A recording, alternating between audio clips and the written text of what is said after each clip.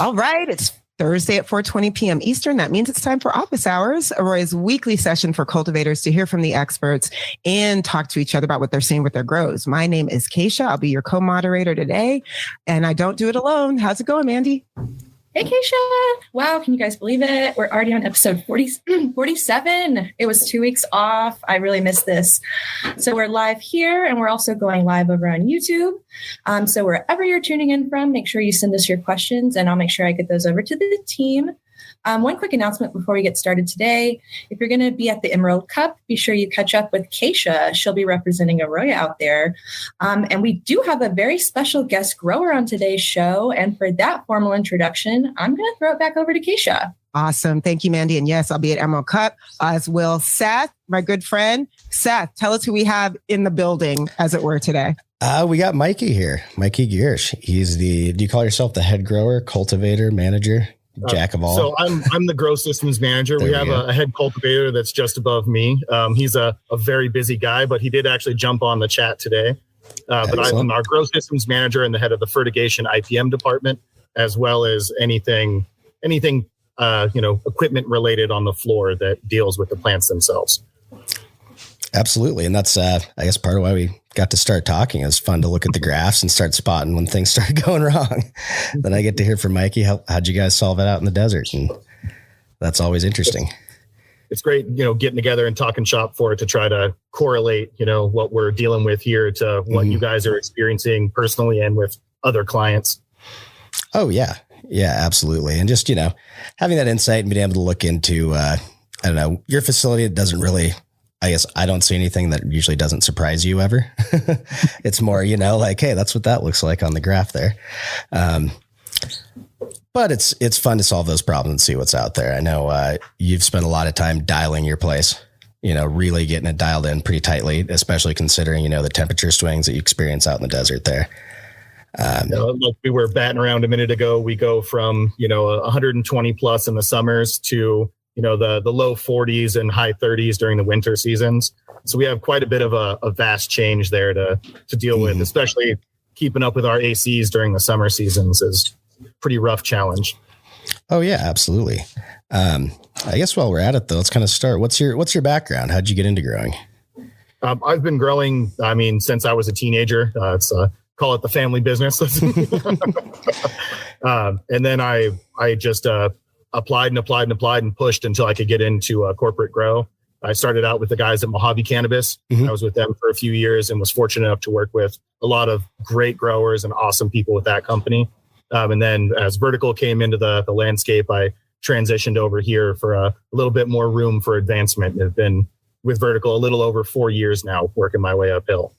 Spent long time as a bud tender and patient-to-patient grower doing 30 lighters and stuff like that prior to getting into commercial cultivation.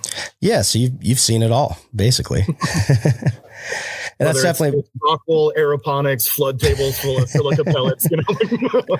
Oh yeah, you kind of got to try it all to figure out what works at some point. That's no one arrived straight at rockwool and cocoa right off the bat. We had to start with soil, hydroponics, all that fun stuff. How do you think the industry is changing, right now, like versus a year ago? Because we went through, kind of a huge push. Like when you first started growing, it might have either been in the ground or in pretty big pots, I'm assuming, back in the day. 15-gallon pots, getting these 5 foot tall plants before you flip them, trying to get as much mass as possible. Yep, exactly. And then now, it's totally different, right? Like we're looking at small plants, small containers, moving up to the slabs over the years. That was like a huge thing. I think that's revolutionized the indoor game for a lot of people. Even compared to the Hugos, just the amount of plant you can get off of a slab efficiently and easily is pretty impressive. A lot of the guys I talk to running the slabs now are just they're flipping plants at 11 to 13 inches instead of 18 to 24 and running 50 to 75% more plants, generating 20 to 24 inch tall plants at the end of life to just cut the difference in plant volume size versus number of plants in the room. Right. And that's a huge thing I've noticed lately is, people are finally embracing going to a little bit smaller plant size, trying to go to a lower pruning technique that gives you a a little more mass on the plant, but also, I mean, that time in there trying to mess with it is brutal. Yeah, the plant maintenance cuts down so much. That's the ease on your team is the biggest factor that comes in with that, with minimizing your plant size. Oh yeah. And I mean, at the end of the day, labor is like one of the biggest costs because it's so variable, right? Like we can kind of count on power prices roughly within a month. We can count on water. If our labor is all over the place month to month, that makes it pretty tough. One emergency can add a lot of labor cost.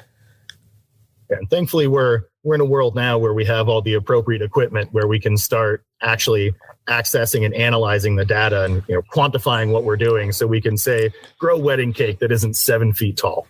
Right, exactly.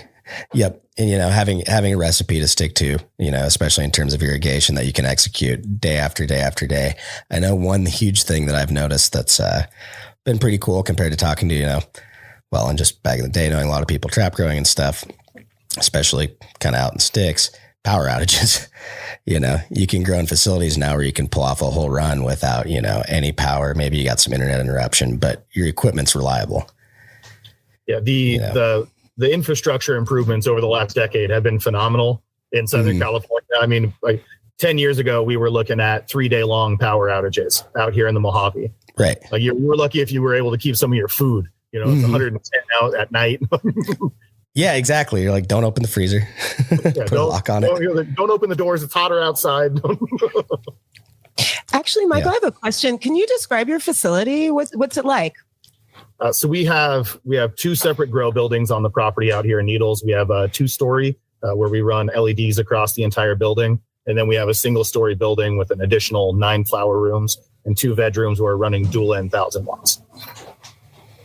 Gotta keep that old industry feel in there. Still gotta have that high yield production from that far red light. Oh, there's nothing wrong with that. It feels too good to let go of. Yeah, the LEDs are wonderful, and 2/3 of our property is transitioned to LED across the board. But there's something about those high pressure sodium lights that you just can't let go of yet. Oh yeah, they're a little different, and I mean, I don't know. The biggest downside I've seen out of those over the years, and it depends on where you are. Obviously the heat, but like, where I'm at in the winter, that's pretty welcome. But just kind of the ease of use, and they've been around. They're not expensive. And in the world of LEDs too, I find sometimes it's, everything's so competitive. There's always new tech coming out. At a certain point, it's like, what's adequate versus what's the pinnacle? Because there's always going to be a shifting pinnacle, but we've always got an adequate baseline that works, right? Yeah. So far we've had very good luck with the Gavita 1930s. They've been wonderful fixtures for us. We've had even light production, very little diminishing, in production and for actual, intensity throughout the rooms over about 2.5 years now. We're still running pretty strong. We've only lost, less than 2% fixtures over almost a 3-year period. Yeah, that's awesome. I think those perform great too, especially when you've got a room that was built for HPS. You got a little bit taller ceiling. It's a better direct bolt in without, I don't know. That's always disappointing to see people switch over from 1,000 watt HPS to like a 700 watt LED. When they're like, oh, I got to lower my lights. And it's like, yeah, you're going to have to fine tune that now. That's just another thing. So there's definitely merit in using the old tech. Well, at least we're in a world now where people are more brushed up on what's happening with the lights. So you don't have, early on with LEDs, you had a lot of people purchasing like what they were being sold because there wasn't enough market data on the lights themselves yet. So you had a lot of companies producing like 315, 340 watt lights that they were guaranteeing commercial yields with. And a lot of companies got shot in the foot by that early on, buying those 340 watt lights and thinking they were just going to drop them down on top of the canopy and they'd be fine. They got, big veg plants instead. Flowers. Oh yeah. Well, and when you look back at it too, they kind of initially put some of those LEDs and even the T5 fixtures in like, gymnasiums and stuff, arenas, because they're replacing HID lighting for like sports arenas, and it looks pretty damn bright in there. It's hard. It's still hard to look at a 350 watt light without glasses on. It's not good for you. But if you don't have the science behind it and have the actual data on what it's putting out, then you're not aware that it's still too little.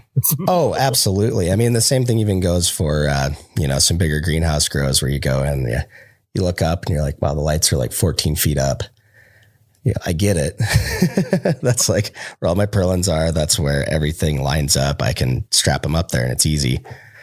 But you might want to get a light meter and kind of dial it a little bit, you know? And that one's a great rule of thumb for if you can just look up, your lights aren't bright enough. Yep, exactly. Exactly. But, you know, that's, it's taken more and more science over the years to establish that. You know, we kind of always knew like, hey, you get better production in warmer, brighter climates, right? But greenhouses came along not to be the most controlled indoor environment ever. They've always, you know, until cannabis came along, basically, at least in the US, they've been built to be just enough. You know, what's adequate? It's always farmer mentality, and that still carries over into cannabis, but we do have a little bit better margin to work with. And I think a higher interest in ensuring crop quality compared to a lot of vegetables, for instance. Absolutely. Yeah. And you look at a lot of the vegetable markets and there's such a high waste rate for what they produce. Like, I mean, there's all these ugly food markets opening up for a reason, because a huge majority of what's produced goes to the wayside because it's not even aesthetically pleasing. And then we can move past the amount of it that's just goes straight to the garbage because it's not actually adequate in style and fashion. Like its construction, its base form is inadequate in size and flavor and just overall fucking composition. Right, exactly. So when you're dealing with that kind of and spoilage, you know, like you can only put so much into a tomato because you know you're going to lose 20 to 30% potentially, depending on where your market is and, you know, your resources to get it off the vine in time. You know, if you've got indeterminate tomatoes and you can't pay harvesters to go out every day, you know, in mid to late summer, like, well, you're going to lose some tomatoes. That's how it goes. Well, that's been another wonderful thing working with guys like Josh that's on the call with us today and learning more about nutrient balances and getting to talk to the guys that have been in the industry, you know, much longer than I have, and being able to learn about their experiences and start quantifying what I'm dealing with based on what they're, you know, providing for us. Being able to work with that information moving forward has really been a wonderful fucking thing. Oh yeah. Yeah. Having good resources, and especially people that are, you know, experienced in what you're actually growing specifically. Like with cannabis, there's so many, over the years, there's been so many nutrient companies out there.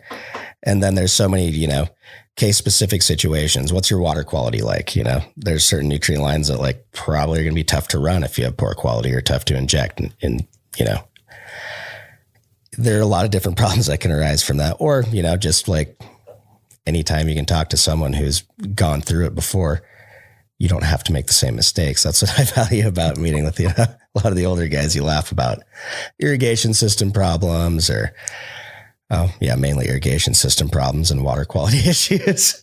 You're like, wow, we've got enough background now to actually solve some of these issues. There's resources. We're past the world of water wands and octo bubblers. Oh yeah. Well, and you know, just even injection systems, you know, like if you look at the breadth of designs over like the last 10 years, that every year people are getting better and better. And it's, you know, part of it's because that on a commercial scale, people hadn't been doing it with this small of an injection system indoors, like high volume outdoor, like say some big berry farms or produce farms in Southern California with these huge injection systems. When you've got a 6-inch pipe and a lot of water flowing through it, that's a little bit different mixing. You know, with these smaller systems, it's taken years of people essentially finding all the weak spots. You know, what is the best way to line your dosatrons up? Yeah. How much space do you need for appropriate mixing in a 1/2-inch line? Yeah. And I've seen a lot of different solutions to that screwed to a bunch of different walls. And I can tell you there's a wide range in success. So it's definitely, it's nice to be able to like have some reliable resources like that. I know Josh and Ramsey help a lot of people out, especially on the nutrient side. And that's great. It's an awesome resource. Michael, I have another question for you. You're the growth systems manager there, and I'm hearing just so far, you've talked a little bit about like kind of bridging that gap between like just kind of the legacy techniques and data.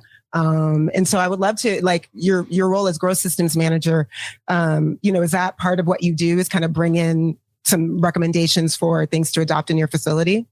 Yes. Our head cultivator, Orion Santana, does any calls go through Orion. But it's my position to try to research and provide the best routes that I can so that when that call's made, it's one with appropriate research and appropriate backing behind it. And as well, it's fortunate he's also an industry, longtime industry grower, has had clone companies in the past, currently has Orion Genetics, if anybody's looking for some fresh OGs out there. But it's great to be able to work with him as well, to have somebody else that has a decade plus of experience in the commercial industry to be able to help make these calls with and throw stuff against and have it bounce back. But bringing in new science, bringing in the information from these guys and putting it up against what we're being told from our ground level growers, because working with your team is the only way to succeed at this level. Like having a wonderful team and working with what your team's feeding you is the only way this can work. So a lot of your ground level guys don't have access to the same information we have right now. They don't have the time to get online and research and read. Those guys are busy busting their ass while I'm sitting in a chair, So it's about bridging that gap between the information we're being provided and working it into the old fashioned style of growing, trying to integrate the newer practices into what we've been doing that we know is successful, and then channeling that data back uphill through Seth and through Jason, and trying to find a way to relate that to what other people are dealing with and create new programs to try to advance what we're doing. Yeah, absolutely. I mean, you guys get to do a lot of cost benefit analysis on things coming in. And then, having tools really allows you to analyze what you were doing before. And at the end of the day, I always like to tell people, it's half science, half art. The art part is you, the grower, knowing, it's not necessarily knowing the pulse or the feel of your plant, although a lot of people like to put it that way, but it's being able to look at it and tell if it's healthy. Is this plant responding to what I'm doing in a positive way or the way I want it to? And when we're talking indoor cultivation, there's so many individual factors that go into each grow space. Yep. We have 31 flower rooms here on property, and every one of them is a unique environment. Yep. So these guys ground level have to have a feel for every individual room and the plants of each strain in each room and how they're going to react to that unique environment. Yep. And I mean, a lot of it just comes down to problem solving on a daily basis. You walk in and go, hopefully you don't see any plants that look bad, but if you do, why? We have to fix it, no matter it's, years and years ago, teaching some people at the place I work that had just come on about calibrating. Like, okay, we got to calibrate our pH meter. We got to calibrate our EC meter. Like, why? Well, it gets off pretty quick. It doesn't take long to calibrate, guys. And if that's wrong, like we can chase our tail for a while, like, hey, or even as simple as, having a couple of different temperature sensors in your rooms. Yeah. You might have a hot spot that you don't know about, that's why you're crisping out. You're drying back 10% more in that area and don't realize it. Absolutely. Oh yeah. No, I've totally hung a dehu and then came in the next morning and be like, and we torched like 6 plants. That's cool, guys. But it was like, at least that one was an obvious one. If we had made it harder to see that we're blowing a blow dryer at those 6 plants, we probably wouldn't have figured it out that quick. Because immediately it was shocking. It was like something must have gone horribly wrong, and it had. But if it wouldn't have been the person who put that dehu in the day before that walked in, I don't know. If I didn't, be like, oh shit, who knows? Well, that's a stopgap that comes up frequently in commercial cultivation now, because it's your ground level cultivators are far too busy with all the challenges that come with this industry to get in and do your maintenance these days. So you have maintenance guys, which is a wonderful thing that the industry's progressed to that point, that you can bring in talented individuals with that specific set of experience. However, they're usually not growers. Mm-hmm. So it's something that you have to have that solid communication across the board with your team to have that information available all the time. Yeah. Your growers need to know when a new dehum went up, Yep. Well, and, I think a big thing for a lot of growers, and especially their staff, is trust. Establishing like, hey, if something, looks bad, tell me.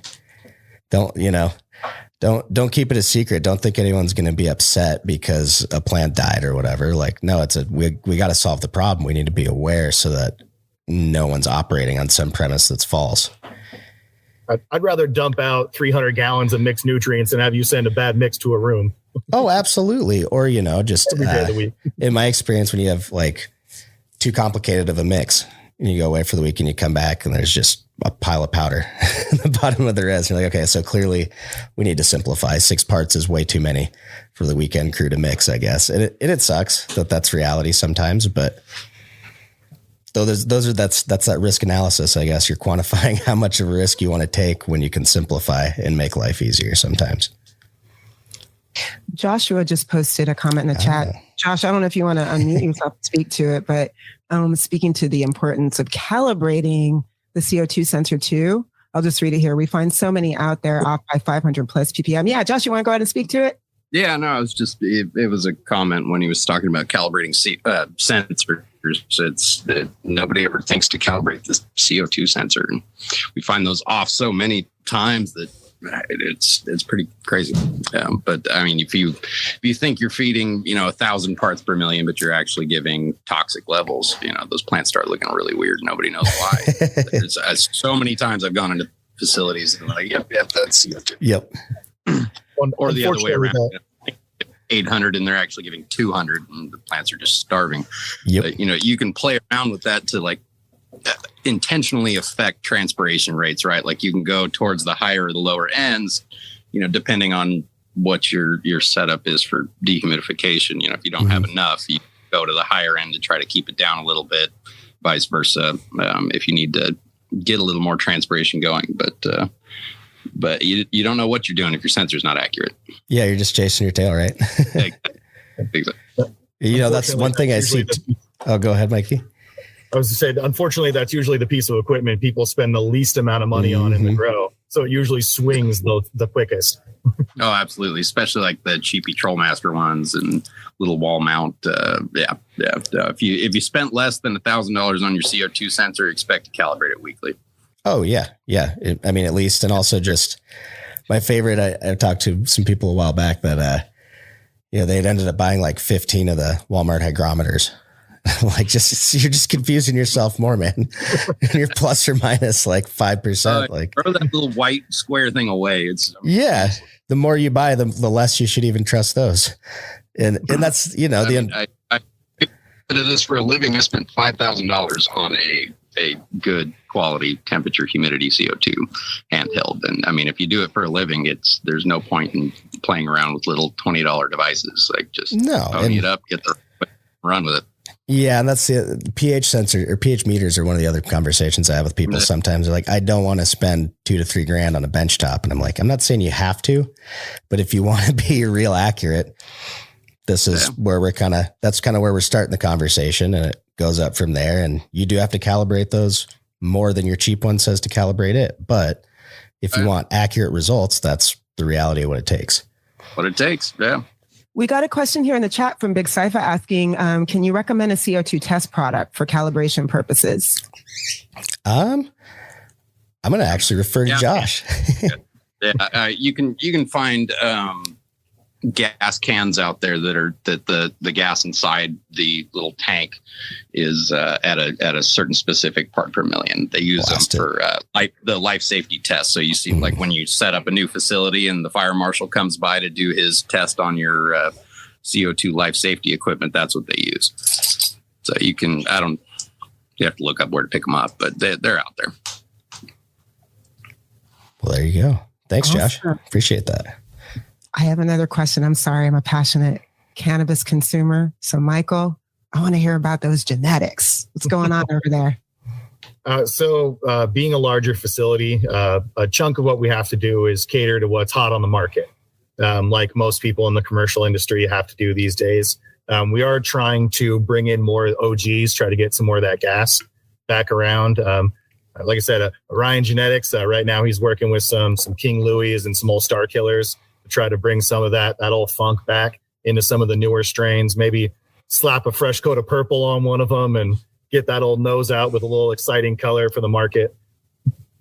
Across the board, like many people, we're running a lot of gelato related strains right now and a lot of runts, crosses, and your basic staples for the current sales market. We transitioned away from the old fashions, your wedding cakes and things that were previous hot industry staples to try to find something that's a little brighter right now, just to keep up with things as we all have to do. Have you guys tried to work on bringing the flowering time down on some of those older OGs? That's something we're trying to tune in a little bit, trying to work on whether it's, a little bit more generative as we come through, like generative a little earlier in the life phase with a little higher light intensity through the finish of the flower, but something to try to increase that maturation a little faster in those. Try to avoid anything over 9 weeks as best we can.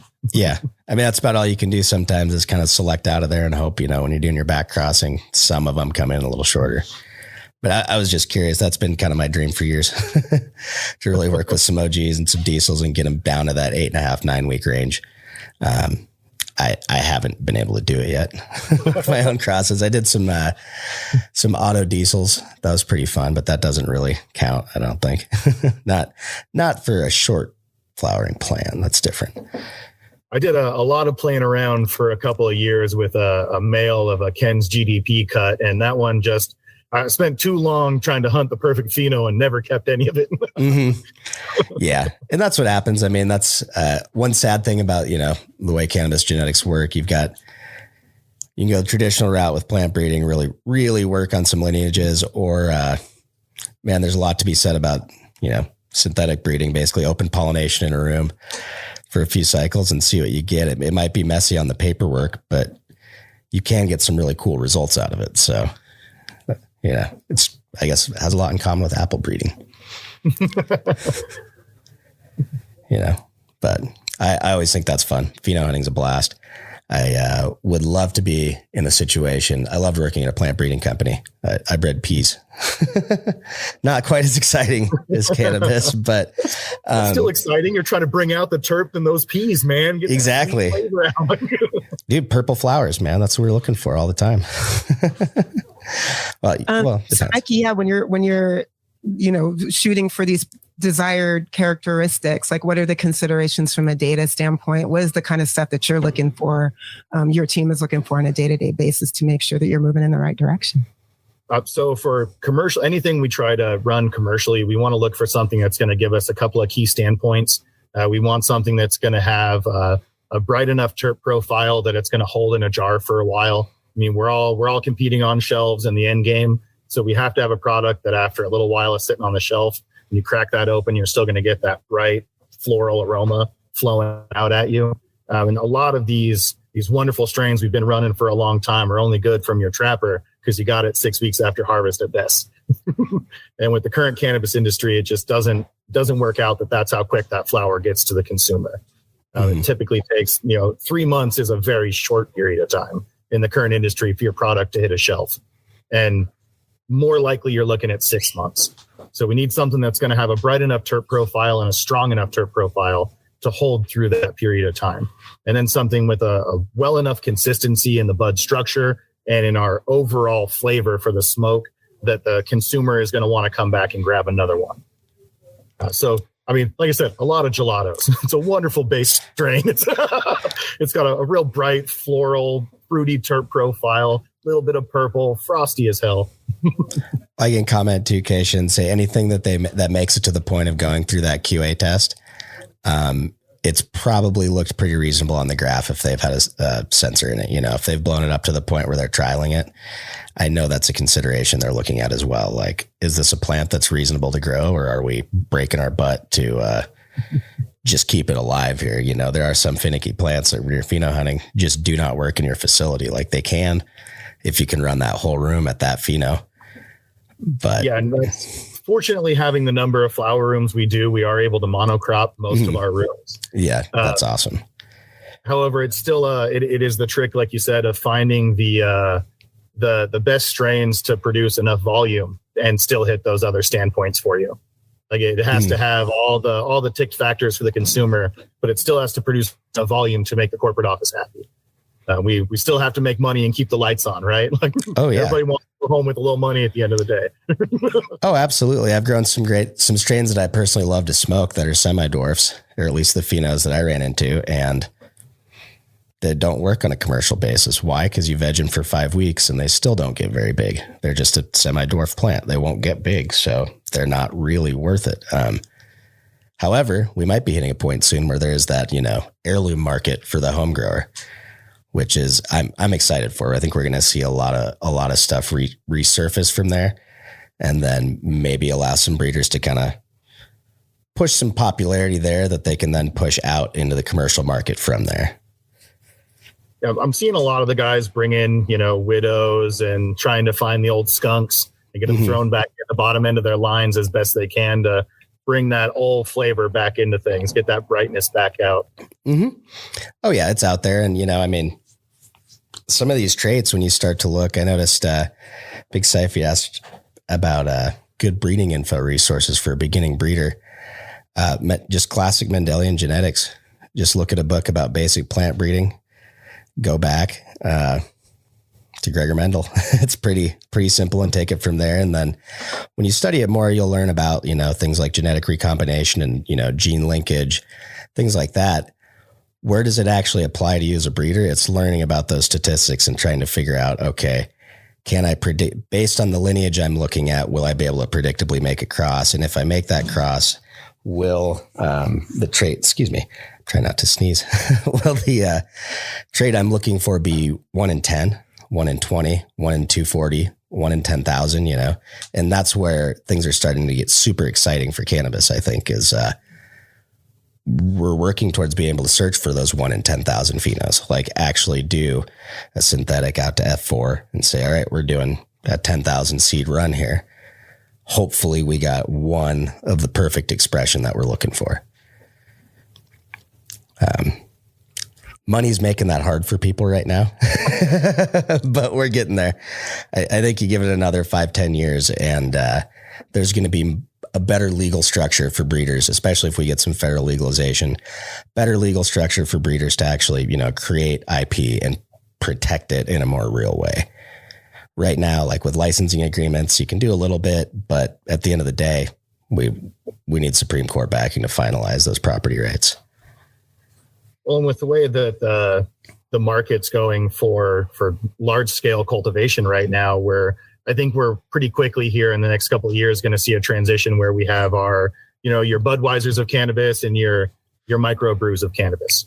Oh yeah. You're going to have your small, garage style grows that are producing your micro brew cannabis that's coming out at a boutique quality level. And then we're going to have a lot of mass scale corporate cannabis that's competing with each other for, the middle or the low end of that boutique scale. Yeah. One thing I do think it's going to be interesting, though, at least that I see on the genetic side, is when we're talking about, breweries, for instance, a lot of those breweries, big and small, depending on, if they're brewing, obviously you got your Coors, your Budweiser or whatever, that's, they're brewing like just lagers and super cheap ingredients. But then you've got a lot of mid-range when, Sierra Nevada, Dogfish Head, like all these nationwide Sam Adams micro brews that are, not so micro anymore. What we're going to see, I think, in genetics is some breeders are going to lean more boutique, but at the same time, the same qualities are good for both types of producer. So like, if you've got a plant that's, I'm trying to remember the name of it. It evades me right now, but there's one strain I used to grow that was just incredibly mold resistant. Well, that's good for everyone, not just, big producers, not just boutique guys. Like there's some great boutique growers I know that struggle with HVAC issues for a variety of reasons, and sometimes it's not just money being able to put in. It's like, oh, the building you own is 100 years old and it's got limitations. You're putting caulk in between the bricks and stuff. Like, there was one genetic called, I think it was called Slimer. We tried to give it mold. Could not. The thing just would not mold. It was popular down in that Salinas, Watsonville area for a little bit. Yeah, I mean, it's hugely valuable. Mold resistance right now is, I'm sure you could echo that, Josh. I talked to a lot of people. That's one of their biggest struggles. As they hit the ceiling with yields, and then now they're growing mold, and it's sad. And there's definitely breeding work to be done there. Like there was this Cherry West genetic that we had back when I was working down in LA that we couldn't grow it commercially because it would pop naturally for pyrethroids because it grew them itself naturally. You couldn't give the thing tests if you tried. We'd like sprinkle spider mites on it. Wouldn't work. You just couldn't. So there are those traits out there. We just got to kind of combine them and select the right ones. Yep. And it takes space, right? Like, I mean, I personally would love to get a research license. Phenotyping systems like the like that PhenoSpecs thing. You line up some plants or there's what was it? I can't remember what the other one was called, but there's one where every single plant gets a load cell, a runoff, the measuring spoon tipper. It gets EC sensor, volumetric water content, temperature, blah blah blah blah blah, oxygen, everything. And you can tell, within a couple weeks, things that normally you would have to wait for the yield to determine, your overall photosynthetic rate. You can figure that out in, a week. And if you know that, you know how fast the plant's going to grow. Stuff like that. So it's out there, but it's expensive. That's, a small room setup with that system is like $250,000 or something like that, I think. So it's not cheap. No. And that's just so you can predict a crop. What happens if it's growing too slow? Do you rip it down? Yeah, exactly. One thing I think that's going to be interesting, Phylos, they kind of tried to start it with their cannabis genome network or map that they're doing. But, just with the timing coming out of the dark ages, we'll say, the old black market, it's going to take time before we can really compile all that information, and I know when I talk to different breeders out there, it's like, well, where'd you get those genetics? And some of them are honest. Some of them aren't. A lot of them got them from a person and they don't know where that person got them from, so we're dealing with, when you look at the chain of custody going back with seeds, it usually doesn't go like 30 years is a long time these days. 40 years is a real long time. I don't know anyone who knows much about seed history before that, so it's going to be a while till we figure this out, till they identify markers. I know there's a company here in Pullman that's been working heavily on a powdery mildew resistance gene. They've identified a few markers. That's a start. That's a huge start. They probably need to get access to thousands more samples and hopefully identify those same genes in other cultivars or varieties and figure out, okay, where can we actually source some of these resistances and have, source material that we like to work with, not just say this one plant that is pretty marginal on the terps, but it never molds. Like that's maybe not the best breeding stock always. Not the best marketing strategy, right? Right. And it's just hard. Like, even with the amount of F1 hybrids out there, there's definitely been plenty of times on a pheno hunt we pop seeds. Hey, this one's supposed to be mold resistant. Well, I'm sure one of these phenos is, but how many test grows do we have to do? How much do we have to blow up these 20 seeds and also have all these different phenos? So now we're putting most of it to oil. Like it gets to be an expensive process trying to identify that stuff. It's all about playing that long game. Michael, I have one more question for you. And then if you and Seth are down to answer some of the live questions we came in, we'd love to hear your feedback. But, you got into cannabis as a teenager. You're doing it at Vertical. We're in California. It's been a wild couple years. 2022 has been crazy. Just like wondering what any advice you'd want to share with the folks out there just to kind of keep them hanging on and hang in there and looking forward to the future. Just keep pushing forward, man. It's all we can do in this industry is just keep pushing forward. And you have to weather the storm right now and trust that there's enough of us that care about the industry moving forward in a quality way with good product and appeasing the consumers as patients, because that's where it all starts is, flower medicine, man, trying to keep people moving forward in a healthy way, even if that's mental health and you're just trying to chill out, like that's still a necessity. And that's a little better for your body than booze, in my opinion, Oh, absolutely. Yes. There's enough of us pushing to keep this a quality industry and to stay away from the, your base corporate standards that a lot of the other industries have fallen victim to, where it's about higher production and lower quality at all costs,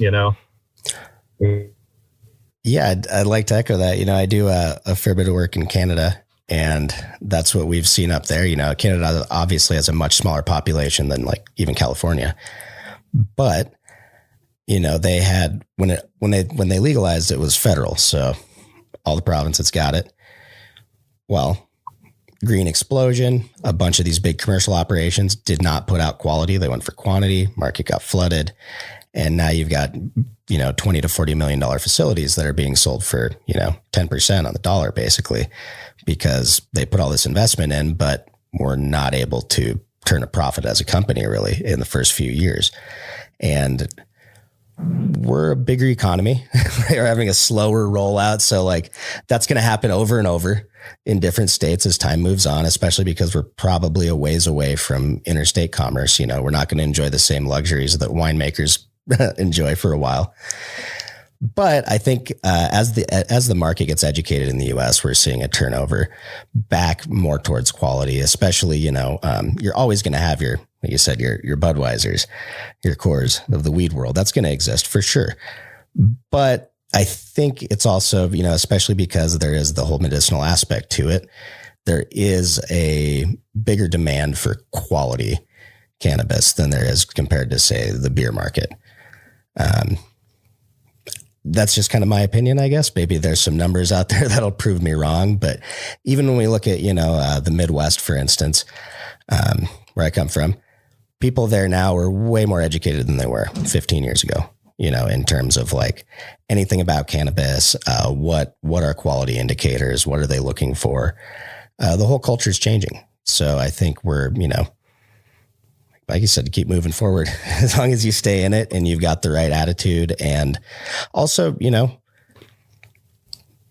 this business attracts entrepreneurs. If you are an entrepreneur, you got to put a lot of efforts in a certain place in order to be successful. And right now, as long as you make sure your business plan is good and your cost per pound of production is low enough that you're going to be able to survive, that's what's important. Just be realistic about it. Gone are the old days of getting super rich real quick off of cannabis. It's farming at its core. Well, the longer we have legalization, the more people we have getting a broader experience with products. So we have people smoking, the terpless purple wave, right? Like stuff that has great jar appeal, but once you crack it open, there's no nose on it. Its structure is not that great. It's there just to look good behind the glass. Yep. And you have a lot of consumers that start with that stuff. Those are your cheap eighths and cheap grams to pick up. Maybe it's a pre-ground ounce. Who knows how you grabbed it first. Yep. But the longer you spend in the industry, you're hanging out with your friends, you start smoking a little better product. If you're interested in continuing using that product, you're going to start looking for better versions of it. Few people are going to stick with the cheapest, worst version of what they find. And the more consumers we have gaining more experience, the more consumers we have pushing for better product. Absolutely. Michael, you literally just explained my trajectory into the cannabis industry. It's like, were you there? That's so great. We all started with Mexican red hair pressed into a brick. Yeah, I was going to say, you got to break up a pound of the hacksaw. You're like, is that a rock? I'm like, I'll smoke it though. No, that's. You guys, I'm in Texas. It's still too real for me. So come on, it's too soon. I'm just kidding. Amazing. That is awesome advice. While we have some time, let's go ahead and get to some live questions. Big Sci-Fi, I see you turned on your camera. That's perfect timing. You had you had a question about hypochlorous acid. Let's talk about it. What's going on? Okay, I do. So I'm in the process of setting up a precision drip drain to waste. I will be hand mixing batch tanks. And my question about hypochlorous was, how long does it stay active in a solution in your batch tank? That's a good question. I would not think a whole lot beyond 24 hours. Okay. Especially at the kind of the concentration we're putting it in, particularly if you have an open top reservoir, that's going to gas off a little easier. Sure. And like at our facility, we're manufacturing it on site, so we don't have the excess binders that are in a lot of your commercially purchased products. So we have typically less than 24 hours to get that run through because we're venting that a lot faster. I see. So would you recommend using that? Like, for, you know, they talk about using it for adding oxygen to your reservoir.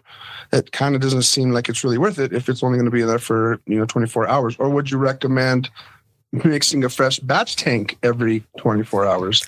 So in most big commercial applications, you're going to be mixing that fresh batch tank every day for that room. And that's part of where it comes in. You're mixing that hypochlorous in, and then you're doing your bulk of your feeding in the morning. So like if I go in at 7 a.m., I'm going to be feeding at 10. I'm going to mix that tank up starting at 7:30. I'm going to have it fully mixed by about 8:30. Have that hypochlorous in there. That's going to kick on an hour and a half later. Most of my irrigation water is going to be in the morning for my P1, or I can do it off of that tank if I want to. And then it's not going to be as effective the rest of the day. But the point is I get that hypochlorous flush at least once a day.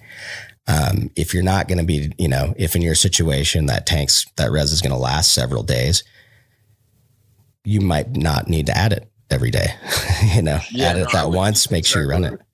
I would not be concerned with it. Like the point of it is to sterilize, right? So if you've got a closed top reservoir, you add it in there when you make your reservoir, then there's nothing alive in there, right? As long as you keep it sealed, you're good. Putting it through the drip lines, if you're using a good, clean salt product and not shoving a bunch of carbohydrates or sugars through drippers like you shouldn't be anyways, then there's not really anything, as long as the tank was made right and you don't have a bunch of chemicals reacting with each other, there shouldn't be anything to clog drippers with. So I don't think it needs to be run as a continuous feed in most batch tank setups.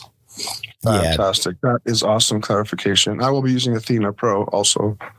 Cool. And no extras. Perfect. Why? No, I'm just kidding. Here's the other thing.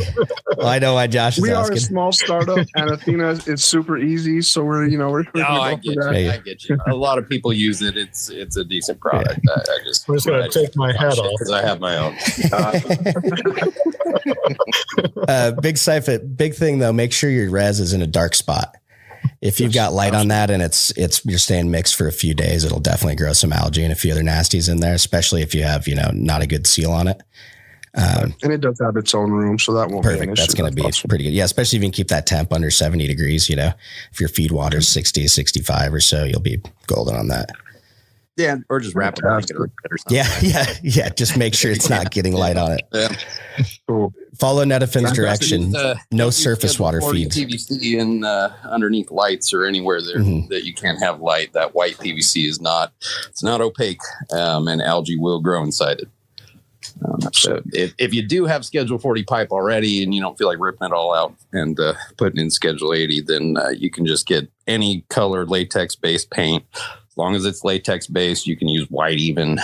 Just paint that pipe. It'll block the light. Right. And I did go Schedule 80, so that is good. Sweet. Perfect. There you go. Thank you, guys. That's why we run the hypochlorous acid daily in our drip lines, is to avoid the buildup of biofilm in our white PVC lines. Yep. Okay. Yep. Perfect. If you got white, it's tough, but painting that would be something I'd put on the to-do list for sure. Yep, that's a great idea, Josh. I like it. Thank you much, guys. I always appreciate your help. A lot of farmers out there in regular ag went with the cheap, not even Schedule 40, but IPS 120 or something like that, 125, and we'd get all kinds of calls when I worked at Netafin. My drippers are clogged. Your guys' drippers suck. And you go out there. Yep, they got an algae farm in their pipe. So yeah, it's all over. Yep. Well, and if you have any light in there, we got a hot nutrient soup out there. Light and contamination are enemies. Especially if you're growing cannabis and you have kind of a higher phosphorus level, those algal blooms hurt in rivers and whatnot. But, the higher your phosphorus load is, the faster that algae grows. Yep, exactly. Oh my gosh, amazing. Big Cypher. Thank you for that question. But also, we legit have 3 experts on today. Ryan logged in. I don't know if we can say we have 4 experts. I don't know if Ryan wants to say anything today. But Mandy, I know we've got some questions in our YouTube. We want to get those taken care of today. I'm going to throw it over to you. Oh, yeah. It's been pretty hot over on YouTube. So I'm going to hop into these. Dr. J303 wrote in, I don't keep mothers, so I have to veg for 6 weeks. How can I slow their growth to control height? Lower temps, less intense light's probably going to make them stretch. But he's going from seed, is what I presume he's saying, if he has to do a 6-week veg, or are you cutting off your last round before you flip them? Is that where we're at with it? Well, let's see if they write in with a little bit more context. But we did have a couple other questions, and I'll go ahead and move on to those. Air expansion paragliding wrote in, hi, I'd love to talk about CO2. Their first question, is it beneficial to exhaust CO2 out of a room during the dark cycle in flower? I don't find a huge necessity to do that. I mean, if the plant's not using it and you have a sealed room, it's going to stay in there. It's obviously not going to use as much CO2 at night because we don't have photosynthesis happening, but I don't really see a point in wasting it. As a greenhouse grower, I would have loved to have been able to not exhaust CO2. So I could be fairly biased in that.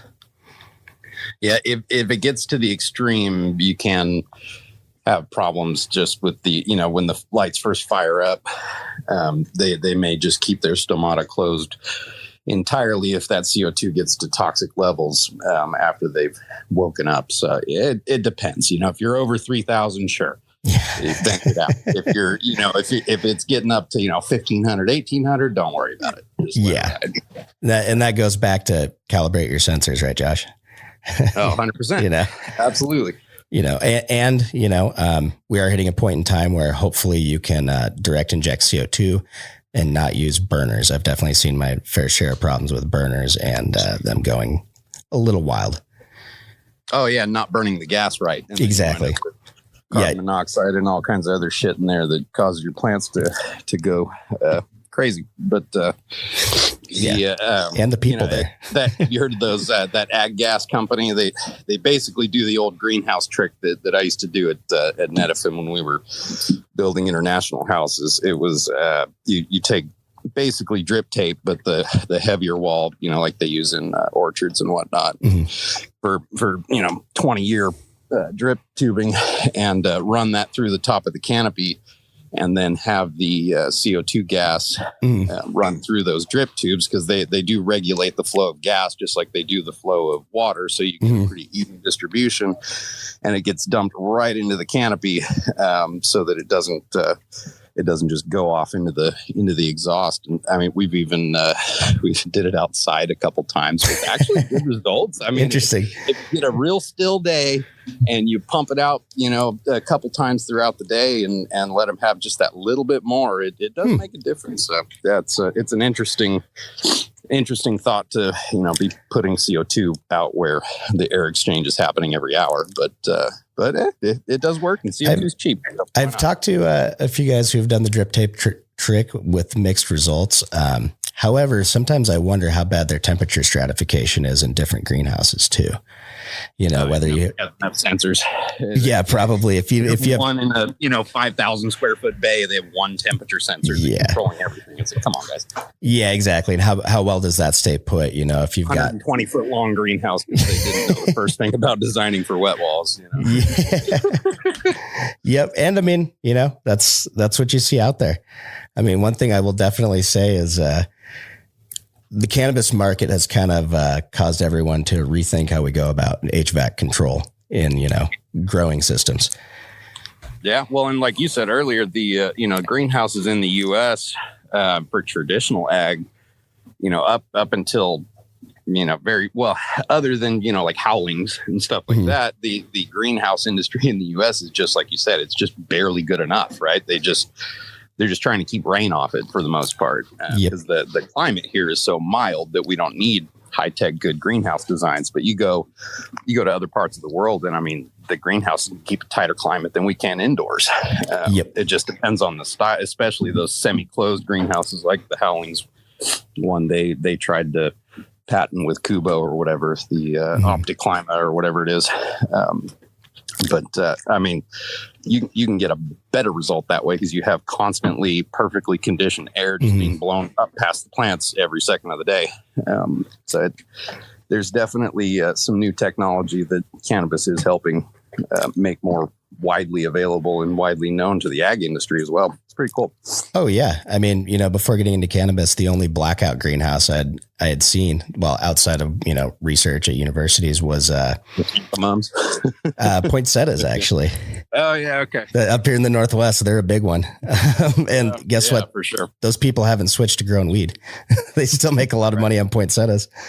Oh yeah. They'll make more on that long term than we probably will. Yeah. Oh, is that where the real money is? Oh, wow. Well, they have access to banks. Specialty crops that do far better than cannabis as far as profit per pound. Some of them the labor gets great, like saffron or something. You can't grow it here because the labor is just too expensive. It all has to be harvested by hand. Yep. Very true. Oh man, the amount of experience in this room.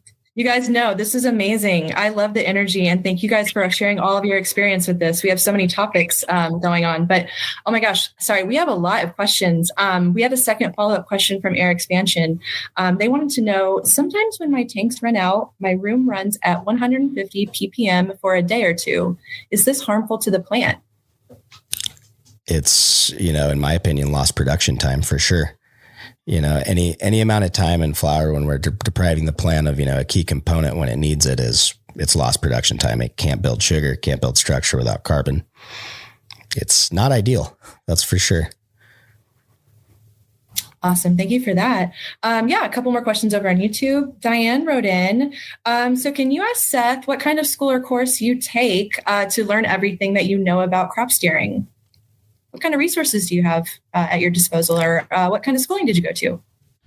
Well, I have a degree in plant science and horticulture with an emphasis in urban agriculture. So that is pretty specific for high intensity urban farming. That was helpful. Before that, I worked in research for about 7 years, working with breeding peas, garbanzo beans, wheat, and then doing agronomy trials on field crops. So you stare at a lot of dirt and you mix fertilizer with the dirt and you plant seeds in it. And then you harvest a lot of seeds every year. But then beyond that, going into greenhouse cannabis production, well, starting in my basement, like a lot of us do, and then moving up into commercial production when I had the opportunity and staying in that for about 4 years. What that allowed me to do was look at a lot of what I knew about plant science and production techniques in vegetables and other high intensity crops, and then start to apply those to cannabis and know what I was looking for in terms of plant morphology responses, and that I feel like is what really allowed a lot of this stuff to kind of click for me. Like, hey, here's what's going on. And then also the biggest thing I think that helped me was working in plant research, particularly agronomy previously, and being forced to, the way I found out about Meter Group in AROYA was years before I got into cannabis. I would install remote weather stations in wheat and barley fields using meter data loggers and transmitters and sensors. So for me, it was like, okay, we come in, if we have so much control, we can put this on a very, very, rigorous system. We can run a program very easily all the way through. Maybe not easily, easier said than done. But now we can look back at data from a whole run and quantify those results. We can actually pinpoint where we messed up and what we had success with. And that was something when I first came into the cannabis industry, I found, at least with the people I was working with, the tendency was to be reactive because we're always stressed about that next, the sale of this crop, basically. Everyone wants to fix, like, oh, something's wrong. We got to fix it. We got to fix it. We got to fix it. And learning to step back, do good crop registration, collect as much data, and look at a whole run, I think is what really got me here. And then everything else kind of follows. You start noticing all kinds of small different details. And that's about it. You can have the education, but you've also got to have the experience. Again, it's half science and half art. So you've got to study and you've got to apply. Awesome. Thank you for that. Diane also had a follow-up question. Can you give me more information about PGR? And is it going to pass cannabis lab tests? What do you think about that? I don't know, Mikey. I don't think anyone tests for PGRs that I've really seen out there. I don't. As far as I'm aware, California is one of the most strict markets. What do they test for specifically? Do you know? Well, like PACLO or something, like, the ones that everybody knows about, the phospholode, shit like that. Yeah. I mean, I've seen people use the chlormequat chloride, which was a portion of what was in that phospholode. That plus Paclo was basically what it was. But there are some out there that the only ones that I would ever be okay with anyone using, though, is like the kelp one, just spraying kelp. It's got natural amino acids and whatever in it that basically does kind of the same thing. But most of those PGRs are all about stopping vertical growth. We have better ways of doing that with crop steering than we do with PGR. Like I can get a plant to stop growing vertically a lot faster with steering than I can with a PGR. So it's, Yep. And that's, I never personally got to use them. I was, I didn't talk about my growing forever until I got into the, commercial industry really. So I didn't even know what phospholode was. I always thought it was just watered down monopotassium phosphate. So I never bought it. Yeah. But, so I never got to really see like what, how fast it does stop that stretch. But I have to imagine if I can get it to slow down to, less than an inch every couple of days, then that's pretty good. Yeah. And, when we talk about applying those, my big experience with PGRs has been in tissue culture, actually. And one thing about it, that's different. One thing about it, though, when you apply any of those to the surface of a plant, especially a more mature plant, infiltration of those hormones or PGRs into the plant is actually pretty slow. So it's like foliar applications. Can we get some things on in a foliar application? Yes. Is it as effective as through the roots? No. And with those sprayed on PGRs, you're affecting those surface cells, but to actually get them to penetrate and slow down stretch, like Josh said, you're going to be way more effective through crop steering and modulating what the plant's doing that way, because that is affecting that PGR condition. Yeah. We can affect those hormones, other ways without using chemicals that are actually usually more effective. Exactly. Kind of the whole PGR thing. People think it's like a magic chemical you throw on there and it's going to make everything better, but usually it turns your product dog shit anyways. So it's kind of you don't really want to. And if we can use steering to get the plant to do what we want while still maintaining the best quality possible and keeping it clean and not giving anybody cancer, might as well, right? Exactly. And, it even comes down to like if we're trying to control powdery mildew or botrytis by some late flower spray. Anytime I put any kind of spray on, especially if it's got an oil, an enzyme, anything else, I might have a surfactant, some other sort of dispersal agent. I'm spraying quite a few things on that I probably don't need people smoking. Exactly. I don't spray anything after week 3, week 4-ish. Right. Just don't do it. I love the argument. What if it's peppermint oil? It's like, you want that on your weed? It's still Christmas bud. Yeah. I'm not trying to smoke peppermint. Exactly. You guys, I'm so glad that growers out there care about this stuff these days, because in the past it hasn't been so much. So yeah, we still had some. I like to smoke my own. You kind of have to. I can only imagine. So I'm not going to make anybody else do it. Exactly. You have high standards for a reason. So we had a couple more questions over on YouTube. Kevin wants to know, what would you do differently to try to have bud sides pop in early flower?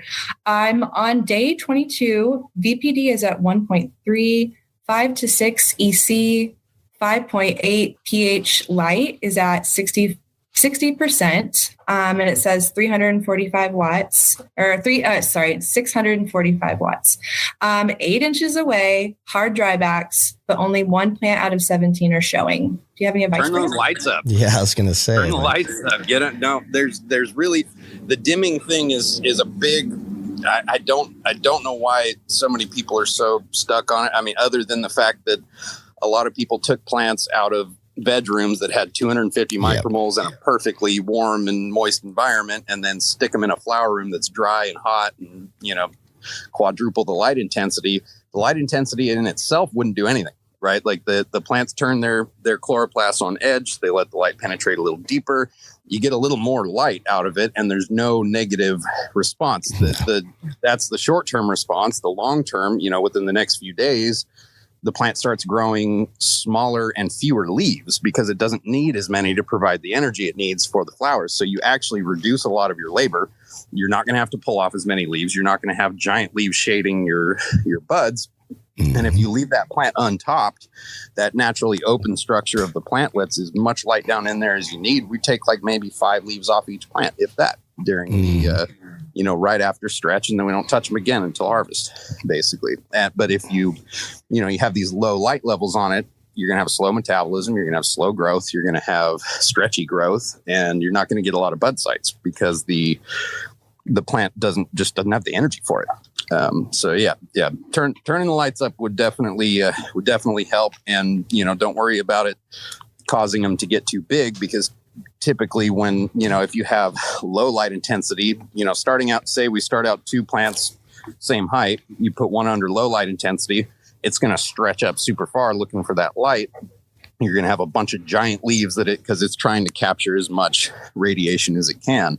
If you put, the other plant under, twice the light intensity, it's going to grow half as many leaves. It's going to grow more bud sites because it has the energy to, even with those fewer leaves. And you're not going to have as much shade going on, and you're not going to have as much stretching. You'll also, keep the top cola down, because it's closer to that light intensity, and the side branches will reach to catch up, and then you wind up with that kind of menorah shape people are going for anyways with the topping, but without having to touch your plants. And every time you touch your plants, that's another possible vector for disease and pests. So that in lettuce they count the touches, and if you go over 2 touches per head of lettuce, they know you don't make any money. So they want to make sure that they only touch that head of lettuce one time. And it kind of similar in cannabis. If you count your touches, you're getting a very good analogy for what your labor bill is going to be. So if you know that we only touch it, once going from flower or from veg to flower, we'll do a little bottom cleanup, get the little shit off the very bottom of the main stalk, and then don't touch them again until put the trellis out that first day. Don't touch them again until they've done stretch. When you go in the room, just peek your head in, look around, make sure everything's okay. Don't, if you're going into the crop and reaching in and, doing stuff unnecessarily, then you're just increasing your chances of bringing bugs in, basically. A long-winded answer. I don't even remember what the original question was. But no, that's okay. But you reminded me of something, Josh, since we were talking about the PGRs. That light intensity actually is huge in stopping stretch. If you can harden off your plants, basically take them from clone and really ramp that light up, so you're matching DLI when you go into flower. Hugely important. Another factor there, light, it destroys auxin. That's why phototropism works. So when you have your apically dominant bud, that produces the most auxin out of any of those buds or any of those branches on the plant. If that's light is blasting it, that's actually slowing down that auxin production. When you're spraying to try to slow down, stretch, you're usually spraying a higher cytokinin concentration, which is antagonistic to auxin. So you're slowing down that auxin action. So right back to that, there's no reason, if you're using those sprays, there's a weakness in your system, or you might be trying to grow a freak genetic that's not good to grow. Those do exist.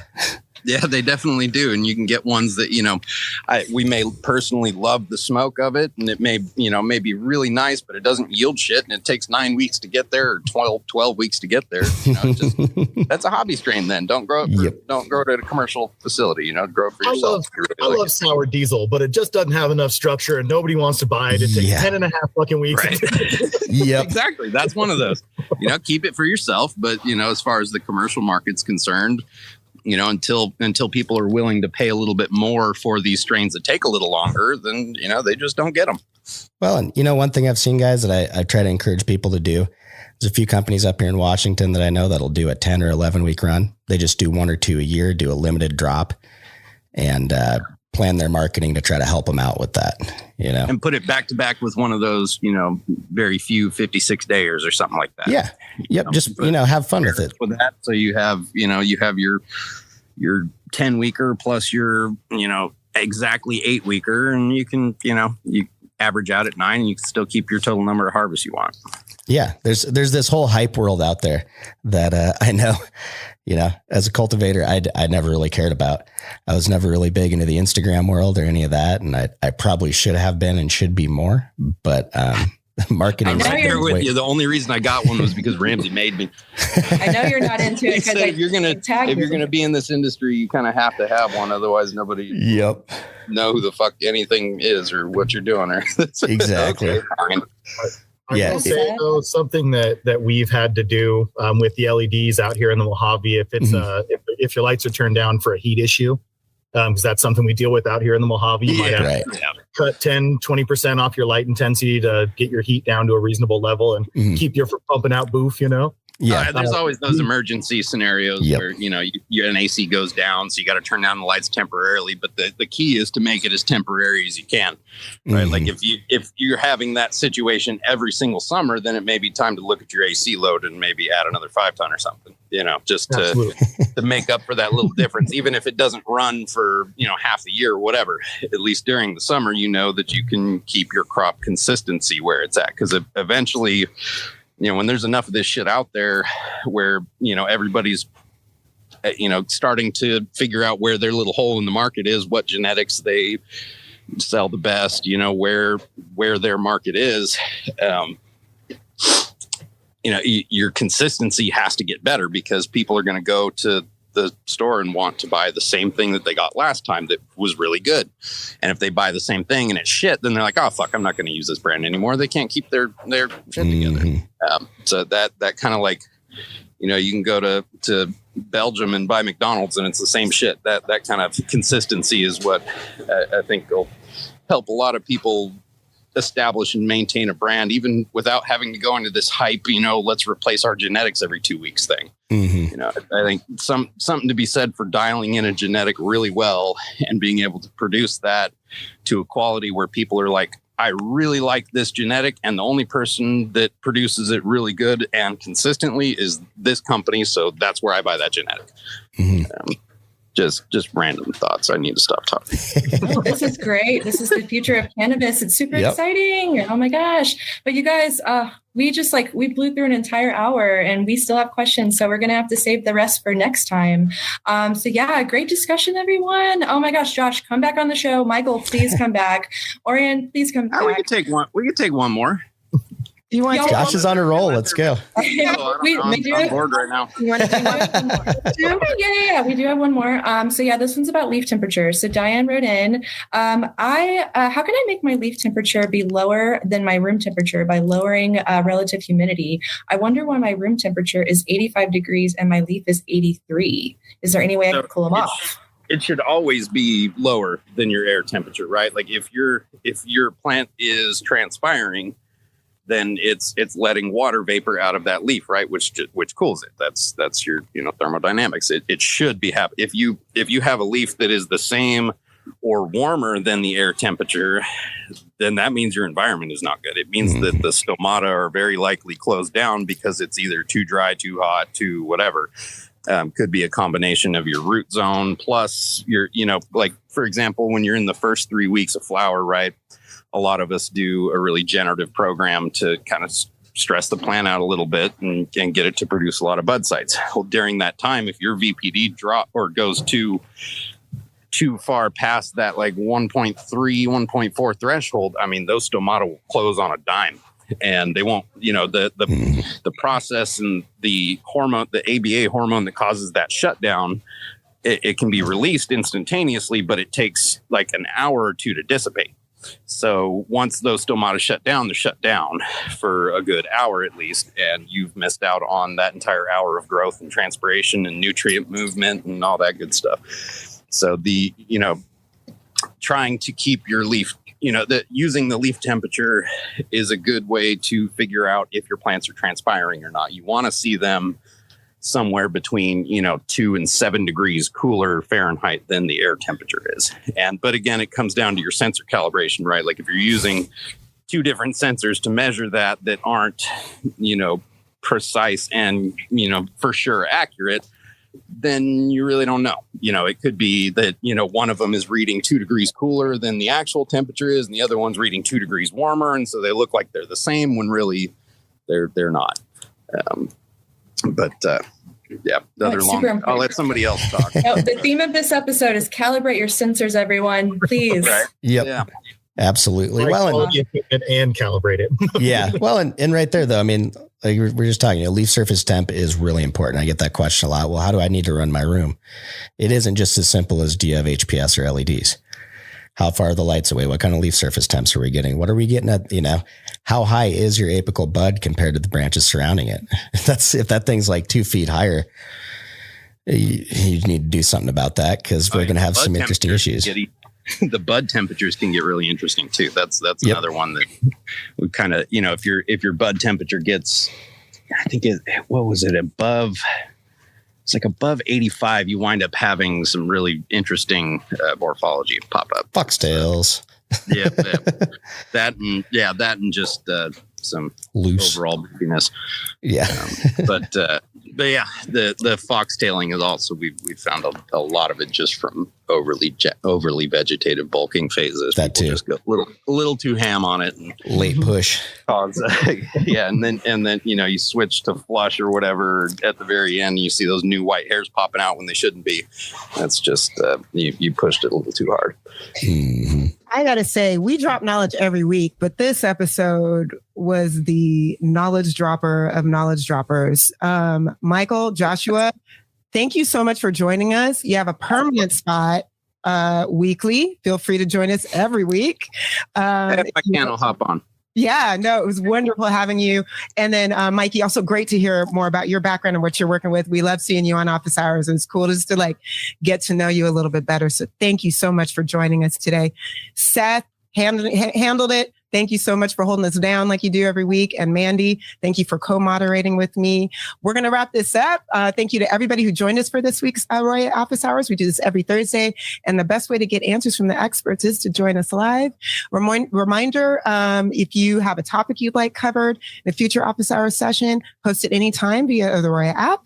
You can drop them in the chat live, shoot us an email to support.aroya@metergroup.com. Send us a DM over Instagram. We are also on TikTok. We are everywhere. So just send us a note. Let us know what's going on, what you want to know about.